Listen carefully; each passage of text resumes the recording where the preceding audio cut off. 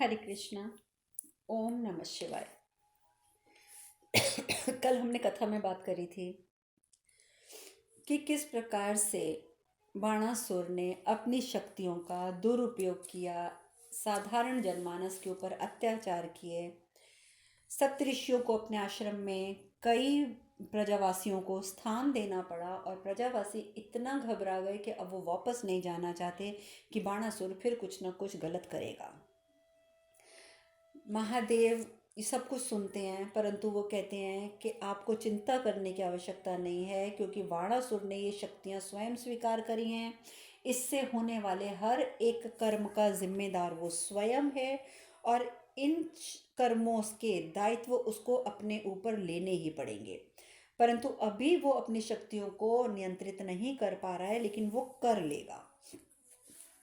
और उन्होंने महादेव ने माता पार्वती को भी सचेत किया कि किसी भी प्रकार की परिस्थिति आ जाएगी, लेकिन तुम संहारने का यानी कि संहार करने के लिए रूप धारण नहीं करोगी।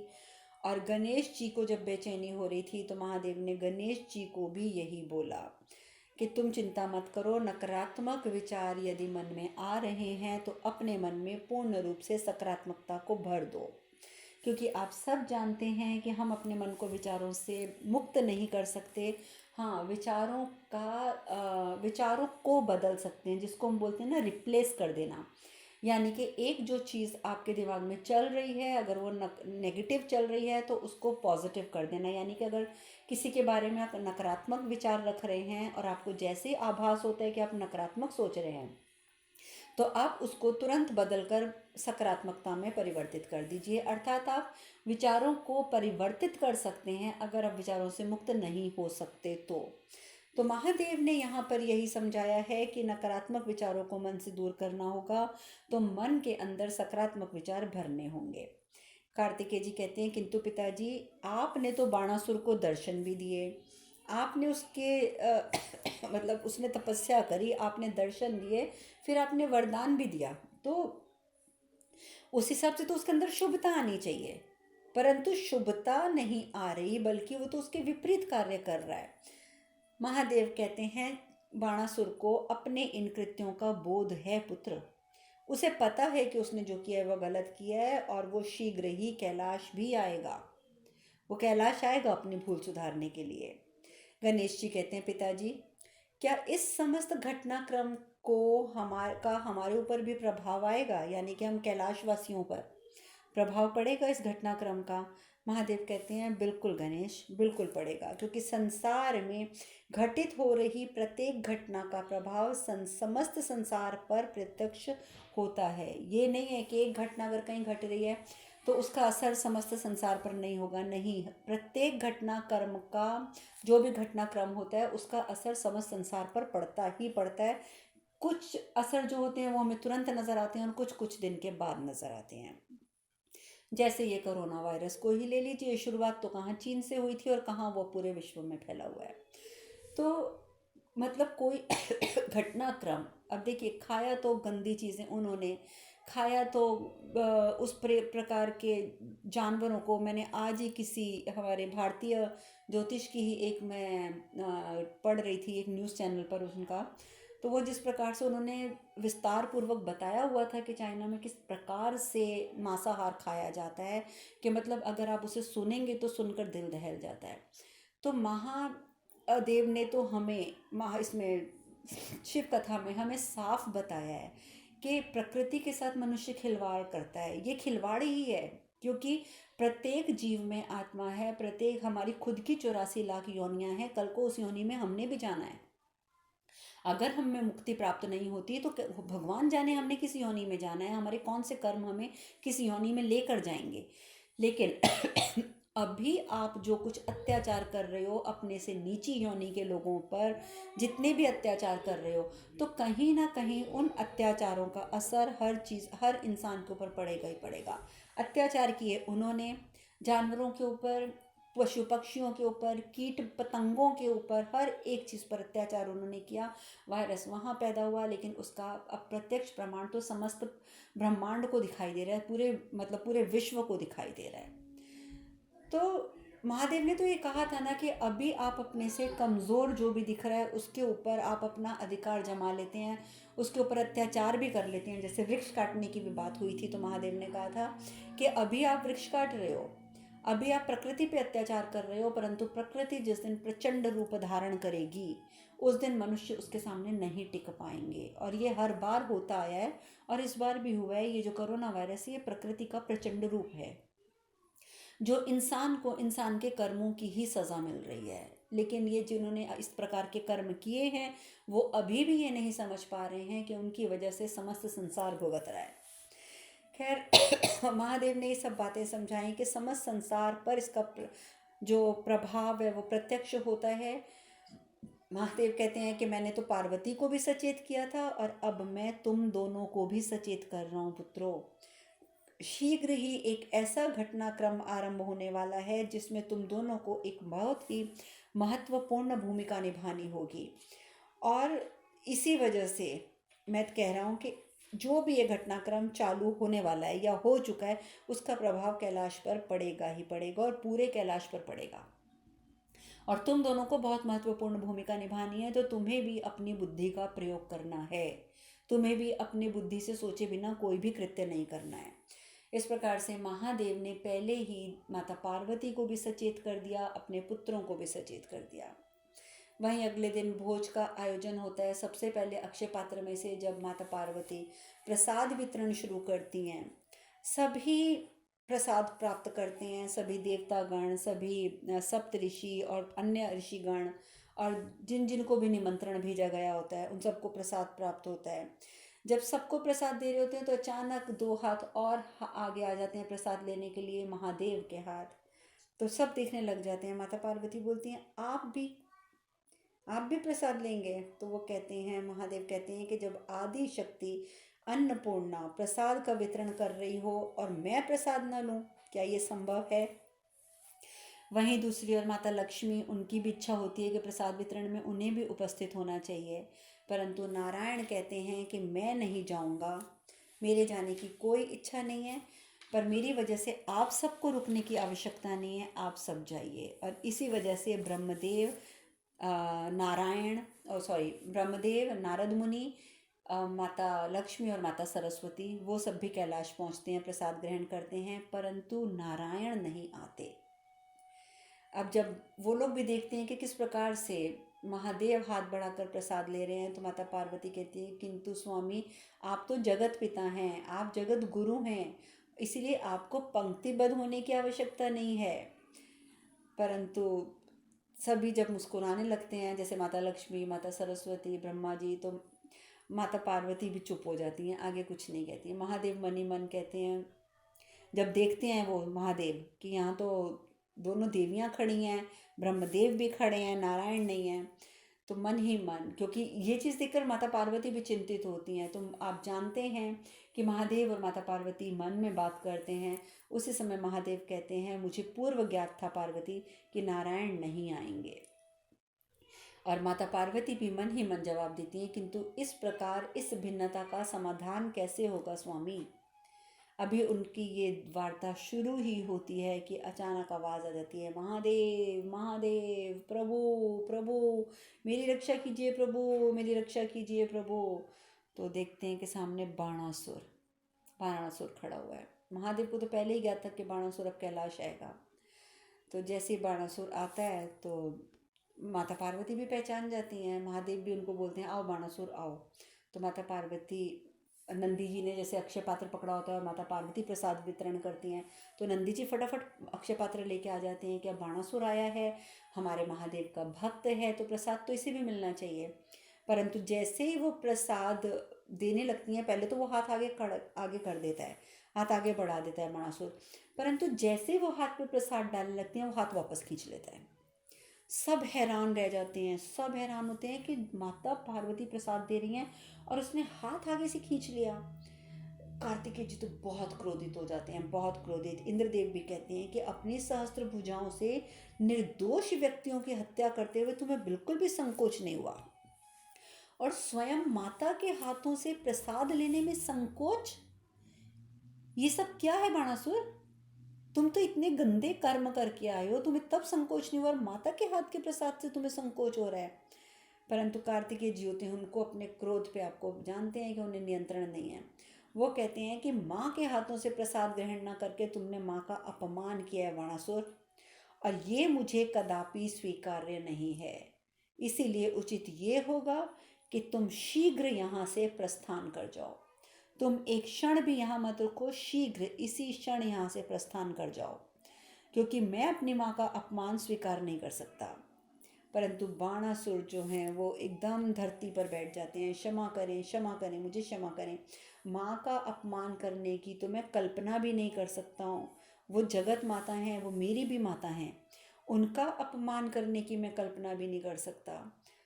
परंतु मैं ये कहूँगा कि यहाँ पर सभी जो उपस्थित ऋषिगण हैं, देवता गण हैं, उन सबसे मैं सिर्फ हाथ जोड़कर एक प्रार्थना करता हूँ कि आप कृपया करके मुझ पर संदेह ना करें, मुझ पर संदेह ना करें कि मैंने प्रसाद ग्रहण नहीं किया तो इसके पीछे मेरा मकसद है माता पार्वती का अपमान करना। नहीं, कदापि नहीं। आप लोग मुझ पर संदेह ना करें। मैंने तो प्रसाद इसलिए नहीं लिया क्योंकि मुझे भय था कि अपनी सहस्त्र भुजाओं पर, जो मेरे नियंत्रण में नहीं है, यदि कहीं किसी भुजा ने ऐसा कार्य कर दिया कि माँ का अपमान हो गया तो।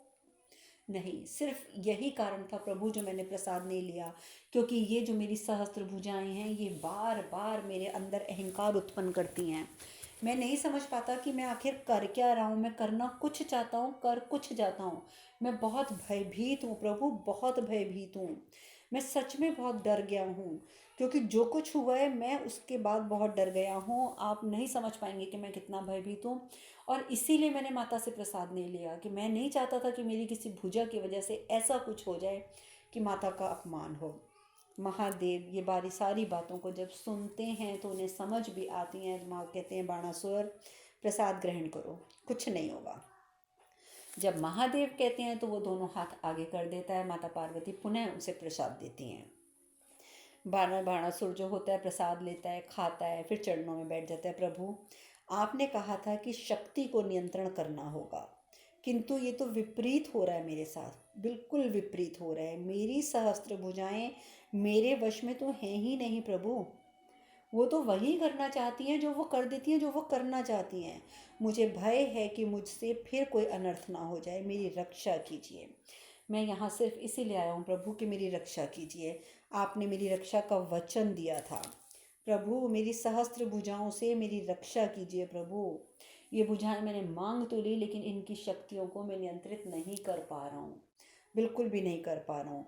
मैं सबकी सहायता करना चाहता हूँ प्रभु, किसी को क्षति नहीं पहुँचाना चाहता मैं, क्योंकि किसी को क्षति पहुँचाना ना तो मेरा उद्देश्य है और ना ही मेरे मन की ऐसी कोई इच्छा है। अब इस शक्ति को प्रत्येक क्षण नियंत्रण करने की आवश्यकता है प्रभु। मैं अब इन शक्तियों से परेशान हो रहा हूँ, मैं इनको नियंत्रित कैसे करूँ प्रभु, मैं इसलिए यहाँ आया हूँ। और मैं जानता हूँ कि मेरी इन शक्तियों को नियंत्रित सिर्फ आप कर सकते हैं। मैं आपसे प्रार्थना करता हूँ प्रभु कि आप मेरे साथ शोणितपुर चलिए। परंतु ये बात सुनकर तो सब हैरान हो जाते हैं। ये क्या मतलब हुआ? शक्तियाँ तुम्हारे पास हैं, नियंत्रित तुम नहीं कर पा रहे, तो महादेव क्यों शोणितपुर चलें? परंतु वो तो बस रोता जाता है, नहीं प्रभु नहीं, मुझे अपना संरक्षण प्रदान करें। आपने वैसे भी मुझे वचन दिया है कि आप मेरा संरक्षण करेंगे प्रभु। अपने वचन का पालन कीजिए प्रभु, आप शोणितपुर चलिए और सदैव मेरे पास रहिए। गणेश जी कहते हैं, कदाचित आपको बोध नहीं है कि आप अपनी मर्यादा का उल्लंघन कर रहे हैं बाणासुर। बाणासुर कहते हैं, नहीं पार्वती नंदन, नहीं, कदापि नहीं।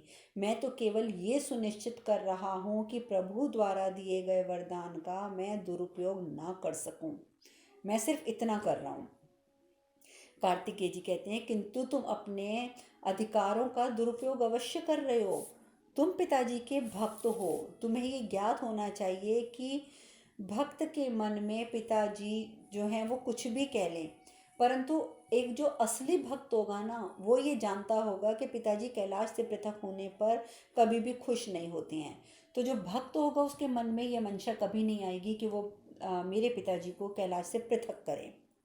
और अगर तुम्हारे मन में ये विचार आ रहा है कि तुम पिताजी को शोणितपुर ले जाना चाहते हो, पिताजी कैलाश छोड़ दें, तो इससे ये साफ पता चलता है कि तुम सच्चे भक्त नहीं हो, तुम सच्चे भक्त नहीं हो।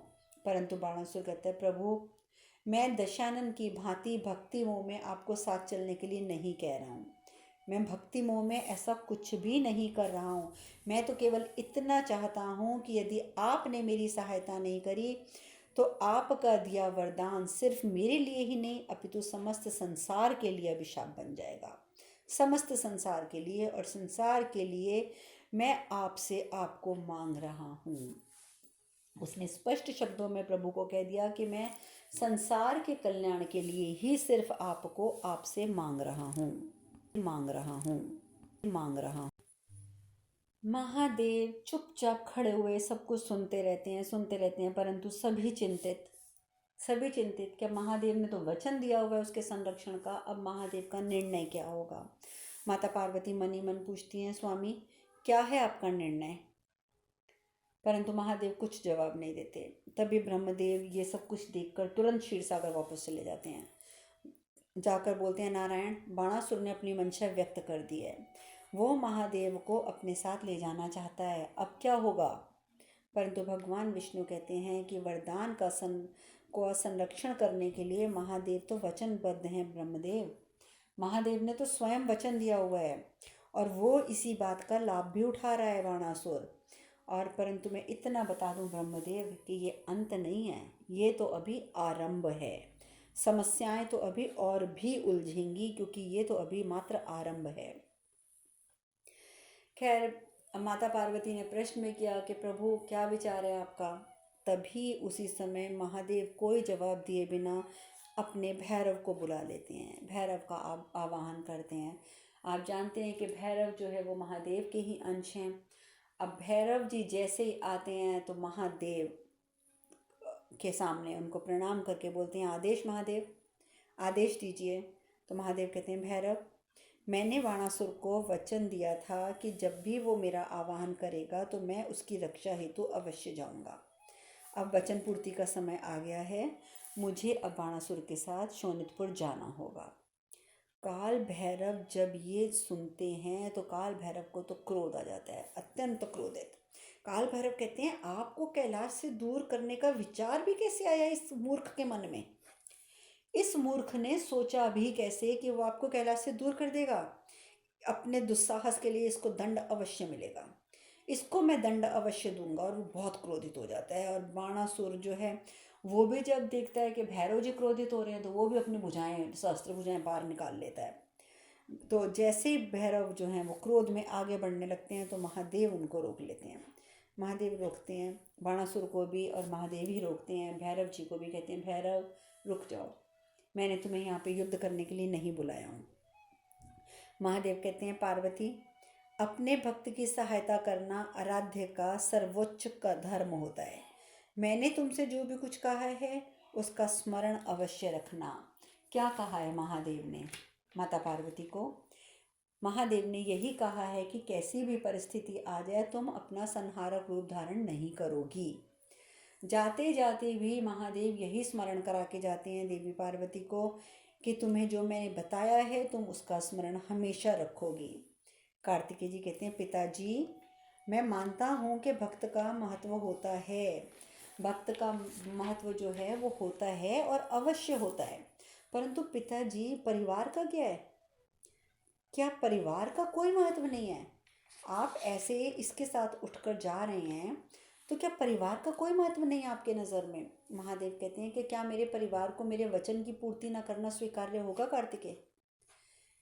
यदि मैंने वचन दिया हुआ है और मैं वचन पूर्ण नहीं करता हूँ तो मेरा परिवार मुझे जवाब दे कि क्या ये बात उन्हें स्वीकार्य होगी।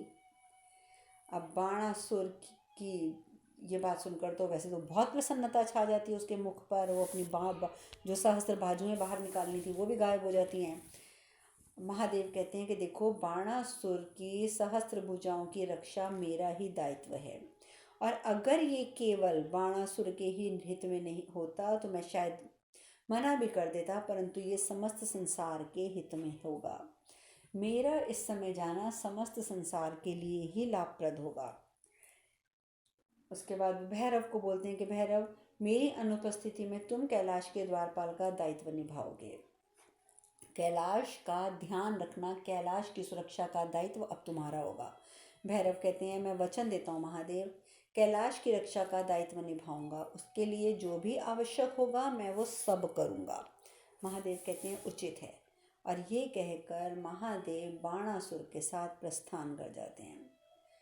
बाणासुर के साथ जाते हैं। गणेश जी मन ही मन सोचते हैं कि पिछली बार जब ऐसी स्थिति उत्पन्न हुई थी, आपको याद ही होगा कि जब दशानन के साथ महादेव चल पड़े थे, दशानन लेके चल पड़ा था, तो गणेश जी सोचते हैं कि पिछली बार तो जब ऐसा हुआ था तो मामा जी ने मेरी सहायता करी थी और मैं पिताजी को बैजनाथ से ही वापस ले आया था, किंतु इस बार तो मामा जी भी नहीं हैं सहायता करने के लिए, क्योंकि यदि मामा जी सहायता करने को तत्पर होते तो वो माँ के भोज में अवश्य पधारते। ऐसा कभी हो ही नहीं सकता था कि माँ भोज करे और नारायण उसमें ना पधारें। अब कैलाश पर तो सबका मन खराब हो गया, सब तरफ उदासी छा गई। बाणासुर लेकिन महादेव को लेकर चल पड़ा शोणितपुर की ओर। वहाँ पर शोणितपुर पहुँचता है, फिर कहता है कि प्रभु, मेरी शक्तियों पर मेरा नियंत्रण नहीं है, मुझे भय है कि मैं कहीं कोई ऐसी परिस्थितियाँ उत्पन्न ना हो जाएं कि मेरी शक्तियाँ आपको ही चुनौती दे दें। अब देखिए, वो अपने आप से इतना घबरा गया है, इतना घबरा गया है कि वो ये कह रहा है कि महादेव, ऐसा ना हो कि मेरी शक्तियाँ जो हैं वो मुझे आपसे युद्ध करने के लिए ही प्रेरित कर दें और मुझे आपके लिए कि आपके प्रति युद्ध करने के लिए चुनौती दे दें। मैं इस बात से डर रहा हूँ आज। सिर्फ मुझे तो बिल्कुल सुध भी नहीं है कि ये सब क्या हो रहा है, क्यों हो रहा है, क्योंकि ग्रामवासियों के ऊपर जो भी अत्याचार हुए वो मेरी इच्छा अनुसार नहीं थे। मैं बिल्कुल भी उन पर अत्याचार नहीं करना चाहता था। जो कुछ हुआ है वो मुझे बोध ही नहीं है कि वो सब कैसे और क्यों हो गया, इसीलिए मैं आपको लेकर भी चिंतित हूँ। महादेव कहते हैं, बाणासुर, यदि तुम अपनी शक्तियों पर नियंत्रण पाना चाहते हो तो सर्वप्रथम तुम्हें बेसुधी से जागृत होना होगा। यानी कि जो जिस बेसुधी में तुम हो कि जो मन में चल रहा है चलने दो, तो यही चीज़ तो हमारे लिए भी गलत है। हम कई बार कहते हैं कि हमारा ध्यान नहीं लग रहा, हम प्राणायाम नहीं कर पा रहे, क्योंकि हम तो कुछ का कुछ सोचने लग जाते हैं। तो यही तो सारे कारण होते हैं कि हम बेसुधी में रहते हैं। यही अगर हम शुद्ध पूर्वक हर कार्य करने लग जाएं तो वही हमारा सबसे बड़ा ध्यान होगा। लेकिन यहाँ तो होता क्या है कि हम खाना खा रहे होते हैं, सोच रहे होते हैं ऑफिस में क्या हुआ था, ऑफिस में बैठे होते हैं तो सोच रहे होते हैं घर जाके कौन सा काम करना है, रास्ते में होते हैं तो 10 कामों की और लिस्ट याद आ जाती है, हमें तो ये भी करना है, ये भी करना है, ये भी करना है। अर्थात हमारे मन में हर समय विचार चलते रहते हैं, हर समय चलते रहते हैं, और हम एक बेसुधी में रहते हैं, जिसको बोलते हैं एक बेहोशी में रहते हैं। होश में तो हम रहते ही नहीं हैं, और जिस दिन हम होश में रहना शुरू कर देंगे उस दिन हम सिर्फ और सिर्फ वर्तमान में जिएंगे, क्योंकि होश में रहने वाला व्यक्ति सदैव वर्तमान में जीता है, क्योंकि उसे ये पता होता है कि मेरे लिए जो भी क्षण सक्रिय है वो यही है, यही है, यही है, यानी कि अभी का क्षण है। खैर, महादेव कहते हैं कि निरंतर प्रयास तुम्हें करना होगा अपने मन को नियंत्रित करने के लिए। बाणासुर, नियंत्रित करने के लिए निरंतर प्रयास करना होगा। मैं तो केवल तुम्हें बाहरी संरक्षण प्रदान कर सकता हूँ, किंतु जब तुम्हारे मन के अंदर तुम्हारा मानसिक द्वंद्व चलेगा, जब तुम्हारी आंतरिक परिवर्तन और अनुशासन का दायित्व जो सिर्फ और सिर्फ तुम्हारा है, जब वो सब तुम्हारे अंदर चलेगा, और उस समय तुम क्या करते हो और क्या नहीं करते ये तो तुम्हारी खुद की इच्छा पर निर्भर करेगा, उसमें मैं तुम्हारी कोई सहायता नहीं कर पाऊंगा, जिसके बिना तुम्हें अपने अनुशासन का दायित्व निभाना होगा, क्योंकि उसके बिना तुम इस वरदान का सदुपयोग नहीं कर पाओगे। तुम्हें अपने अंदर आंतरिक परिवर्तन भी लाना होगा, और तुम्हें अनुशासन में रहना सीखना होगा, तभी जाकर तुम इन शक्तियों का प्रयोग कर पाओगे, सदुपयोग कर पाओगे। नहीं तो इसका सिर्फ दुरुपयोग होगा। बाणासुर कहता है, मैं समझ गया प्रभु, मैं पूर्ण रूप से प्रयास करूंगा। आप आइए, मेरी भूमि पर पदार्पण कीजिए, मेरे राज्य में शुभता आ जाएगी आपका पैर पड़ते ही। और इस प्रकार से महादेव जो हैं वो पहुंच जाते हैं बाणासुर के महल में। वहीं दूसरी ओर गणेश जी इधर से उधर, उधर से इधर, इधर से उधर, उधर से इधर घूमते हुए सोचते जा रहे हैं, कोई युक्ति तो चाहिए, कोई युक्ति तो चाहिए।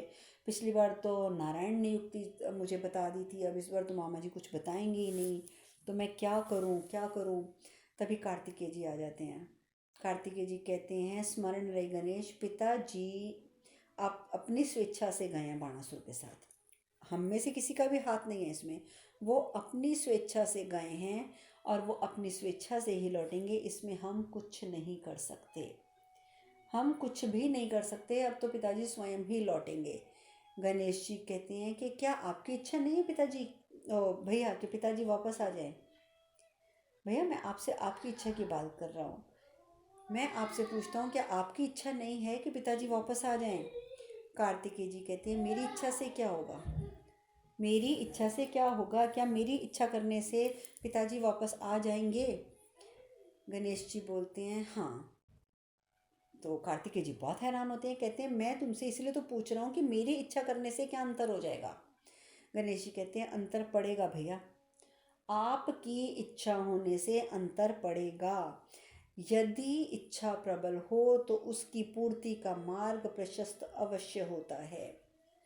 ये तो बहुत, इसी को तो मैनिफेस्टेशन कहते हैं, इसी को ही बोलते हैं कि लॉ ऑफ अट्रैक्शन, किसी चीज़ को अपनी तरफ अट्रैक्ट करना।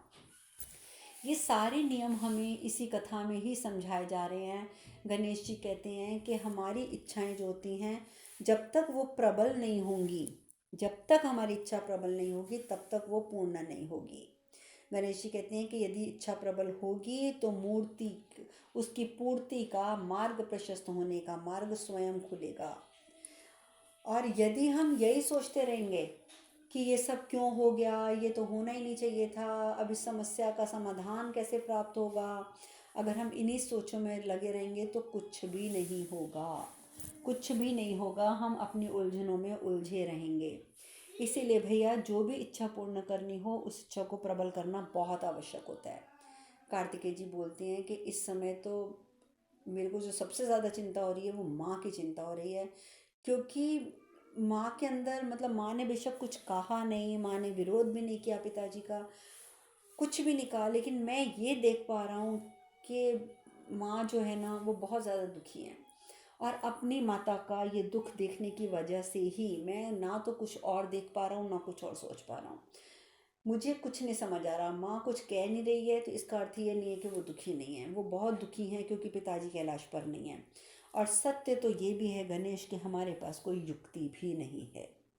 बेशक तुम सोच रहे हो, बेशक तुम सोच रहे हो, पर सत्य यही है गणेश कि युक्ति नहीं है। यदि हमारे पास युक्ति होती तो हम अवश्य पिताजी को वापस ले आते। गणेश जी कहते हैं युक्ति तो हम अवश्य सोचेंगे भैया, अवश्य सोचेंगे, मुझे तो केवल आपका साथ चाहिए। यदि आप मेरा साथ देने का वादा करते हैं तो युक्ति तो मैं सोच ही लूँगा। कार्तिकेय जी गणेश जी का हाथ पकड़ लेते हैं और अपनी स्वीकृति प्रदान करते हैं कि मैं तुम्हारे साथ हूँ।